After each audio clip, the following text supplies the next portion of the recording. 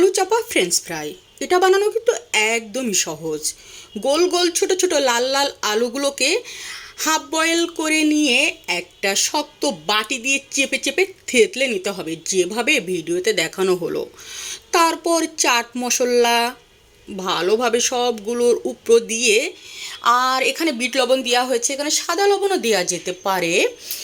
উলট পালট করে চারিদিকে ভালোভাবে মশলাটা যাতে লেগে যায়, অর্থাৎ আলুর স্বাদটা যাতে মশলার সাথে মিশে যায়, সেভাবে মাখিয়ে টাকিয়ে নিয়ে এক সাইড করে রাখতে হবে। তারপর বেসনের একটা ব্যাটার বানাতে হবে।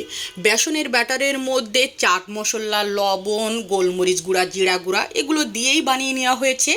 আর এগুলো ডুবো তেলে মচমচি করে ভেজে নিলে তৈরি হয়ে যাবে আলু চাপা ফ্রেঞ্চ ফ্রাই। আর এটা একদমই ভিন্ন রকমের একটা রেসিপি। আশা করি আপনাদের কাছে ভালো লাগবে। আর এই ছোট ছোট গোল গোল আলু এখন তো বাজারে হর হামেশা খুবই পাওয়া যায়, যেখানে সেখানেই। তো এগুলো খুঁজে পেতে খুব একটা বেশি বেগ পেতে হবে না কিন্তু।